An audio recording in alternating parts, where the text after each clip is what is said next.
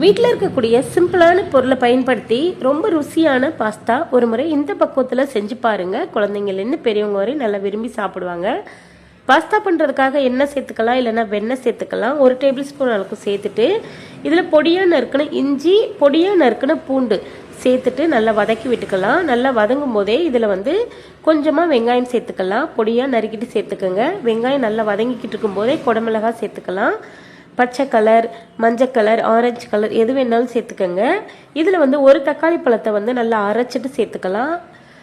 தக்காளி சேர்த்துட்டு இந்த மாதிரி நல்லா வதங்கிக்கிட்டு இருக்கும்போது இதில் கொஞ்சமாக மிளகாய்த்தூள், 1/2 டீஸ்பூன் அளவுக்கு உப்பு சேர்த்துட்டு மறுபடியும் நல்லா கிண்டி விடுங்க. நல்லா இந்த மாதிரி பக்குவத்துக்கு வந்ததுக்கப்புறம் 1 டேபிள் ஸ்பூன் அளவுக்கு கெச்சப் சேர்த்துக்கலாம். கெச்சப் சேர்த்துட்டு இதில் 1 டேபிள் ஸ்பூன் அளவுக்கு சோயா சாஸ் சேர்த்துட்டு நல்லா கிண்டி விடுங்க. டொமேட்டோ கெச்சப்பும் சோயா சாஸும் இருந்துச்சுன்னா சேர்த்துக்குங்க, இல்லைன்னா ஸ்கிப் பண்ணிடலாம். பாஸ்தாவில் டொமேட்டோ கெச்சப்பும் சோயா சாஸ் சேர்க்கும் போது ரொம்ப ரொம்ப ருசியாக இருக்கும். நீங்கள் ஹோட்டலில் வாங்கி சாப்பிட்ட டேஸ்ட்டு நமக்கு கிடைச்சிரும். நல்லா வெந்ததுக்கப்புறம் அந்த குடமிளகாயெல்லாம் நம்ம வேக வச்சு வச்சுருந்தா பாஸ்தா சேர்த்துக்கலாம். பாஸ்தா சேர்த்துட்டு கடைசியாக வெந்தயக்கீரை, அதாவது கஸ்தூரி மேத்தி சேர்த்துக்கலாம். கஸ்தூரி மேத்தி சேர்க்கும்போது உங்களுக்கு ரெஸ்டாரண்ட் ஸ்டைலில் சாப்பிட்ட அதே ஃப்ளேவரும் அதே டேஸ்ட்டும் கிடைக்கும்.